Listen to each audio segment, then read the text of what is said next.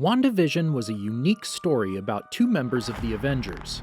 What initially started as a good-natured sitcom turned into an exploration of grief and a strong development of the Marvel Cinematic Universe's version of Wanda Maximoff, also known as the Scarlet Witch, as well as her relationship with Vision.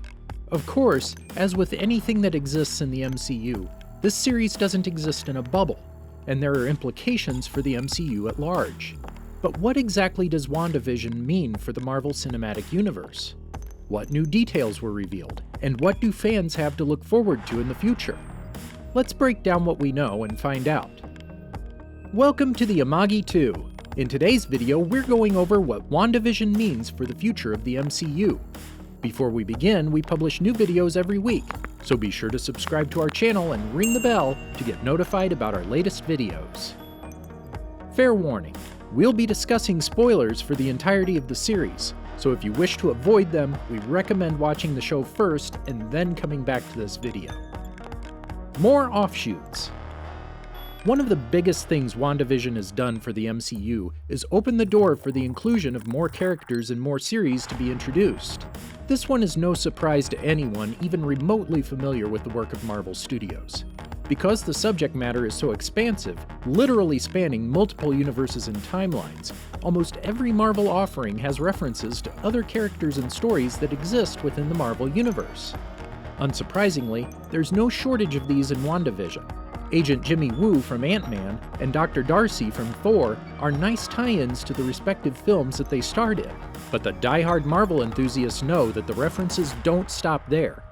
In the comics, Wanda's children Billy and Tommy go on to become heroes known as Wiccan and Speed, respectively, not so subtly hinted at by their Halloween costumes.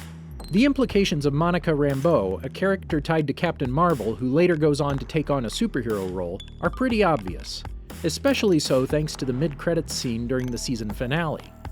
Even Agnes, revealed later to be Agatha Harkness, calls her pet rabbit Senior Scratchy. This could reference the character's son, Nick Scratch, or the comic villain Mephisto, who at points in the comics uses the surname of Scratch as an alias. These are only a few of the doors that WandaVision has opened for the MCU, but this behavior is nothing new for Marvel. We already have a sense of what's in store for Marvel's Phase 4, but the studio could very well be preparing for what's next beyond that before our very eyes. More Wanda, more Vision. There's plenty of new content on the horizon, but WandaVision doesn't leave its titular characters in the dust. Vision, after injecting the data of his memories into his reconstructed physical body that was sent to destroy him inside of the Hex, took off to an unknown place. This effectively means that Vision, the Vision that fans knew before Thanos robbed him of the Mind Stone, is back. It could also mean that Vision could make a reappearance in upcoming Marvel productions, which, considering how popular of a character he is, isn't a bad thing at all. We also know that Wanda isn't done in the MCU either. She's known to play some role in the upcoming Doctor Strange in the Multiverse of Madness, which was alluded to in several subtle ways in the series.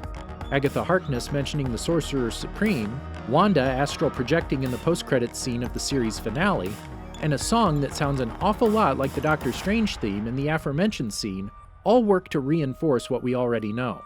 Wanda is clearly getting stronger. After processing the grief she was struck with after losing all of those that she loved, she's taken to a secluded location in order to increase her powers. The Darkhold, a powerful magical relic that Wanda is now in possession of, is one of the tools she's using to learn and enhance her abilities. Another point, during the end credits scene we do hear the voices of her children, suggesting that we may very well see them again too. Even though they've been destroyed, WandaVision also implies that the lingering elements of the Infinity Stones could still exist within the world. Before the Hex is completely dispelled, Wanda tells Vision that he is part of the Mind Stone that lives inside of her.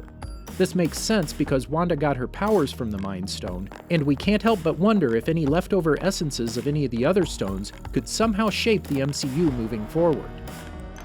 More magic. This realm was really Doctor Strange's area of expertise.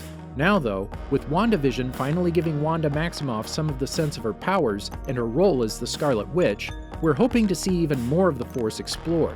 The best place to do this is, of course, in the upcoming Doctor Strange film, but in a world where advanced science can exist with supernatural beings, we certainly hope to see more of this Force as it affects the world and the MCU at large. and hopefully we can see more magic users making their on-screen debut, be it in the upcoming shows or movies. It wouldn't be out of place to see this element explored further.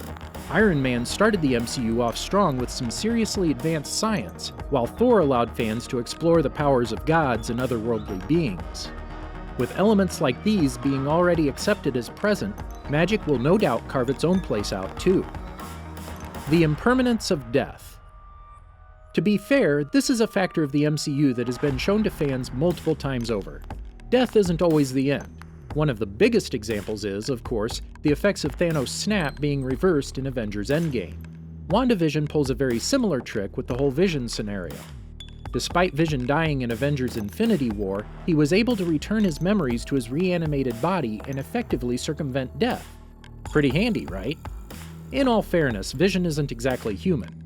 He's a carbon-based synthezoid that was given physical form as a result of the Mind Stone, so all that the version that Wanda conjured had to do was rejoin his body and memories. It's not quite the same as, say, Natasha Romanoff or Tony Stark returning to life after their deaths. But it doesn't quite erase the possibility of this happening either. Both of the aforementioned character deaths were directly related to the Infinity Stones in one way or another. If the Mind Stone can help Vision defy what should have been his death, what could the other stones do for the rest of the MCU? This isn't to say that it's a good idea to go and revive fallen heroes for the sake of making more shows and movies or anything like that. Rather, fans have to remember that a character's death on screen doesn't always mean their exit from the Marvel Cinematic Universe. Genres. Under the MCU umbrella are a multitude of films and shows that have worked to redefine what it means to be a superhero, or even superhero-adjacent IP. In fact, since the release of the first Iron Man movie, the MCU has rewritten the formula for superhero movies. Sometimes, though, formulas can become stale, overdone, and downright boring if innovation isn't brought to the table. Slowly but surely, we've seen the MCU dabble with different elements to accent their superhero formula. Elements of sci-fi permeate films like Iron Man and Black Panther, fantasy elements are abundant in Thor and Doctor Strange, and the first Captain America can certainly be considered a period piece. Still, at their core, all of these films follow a similar framework established by the MCU. When Thor Ragnarok debuted as a fully realized comedy, however, fans got a glimpse of the versatility that the Marvel Cinematic Universe is capable of. Now that WandaVision has aired, we have even more proof that the stories told by Disney and Marvel don't have to be relegated to the same formula as before. Telling a unique story about Wanda and using the television-style sitcom to drive the narrative is just another example of how to creatively tell a superhero story without being limited to doing it one specific way. Thankfully, there's plenty of content for Marvel to work with, so fans have nothing to worry about there. Combining universes. When this happened at the end of Episode 5, most fans were understandably thrilled. We know that Evan Peters wasn't the original Pietro Maximoff from Age of Ultron. Rather, he was the Quicksilver first introduced in the X-Men movie X-Men Days of Future Past. His appearance in WandaVision was immediately taken to mean that the X-Men had finally crossed into the Marvel Cinematic Universe. If you're confused as to why the X-Men weren't considered part of the Marvel Cinematic Universe before, we've got you covered. The live-action X-Men movies that you're probably familiar with were distributed by 20th Century Fox, the studio that owned the film rights to X-Men. This is why when Disney wanted to introduce the Maximoff twins in Age of Ultron, Pietro had to be cast as someone else, neither he nor Wanda were ever called their aliases, and why they are never explicitly referred to as mutants. Because for legal reasons, Disney couldn't do any of that. When Disney acquired 20th Century Fox, they gained the rights to those X-Men stories and characters.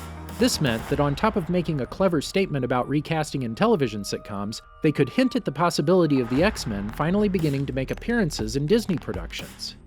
It's worth noting that Disney isn't taking this as a complete reset. Pietro winds up being a different person entirely, not actually Pietro, but an actor playing the part, and the series opts for a revised origin story for Scarlet Witch, one that sees her gaining powers as a result of an Infinity Stone rather than as a mutant. This effectively dismantles the theory that this cameo isn't the long-awaited introduction of the X-Men into the MCU. This was, of course, disappointing for X-Men fans, but it doesn't mean that it won't happen. There's no guarantee that we're going to see Wolverine, Cyclops, or Storm show up in the next Marvel production, but we can't rule it out as an impossibility either.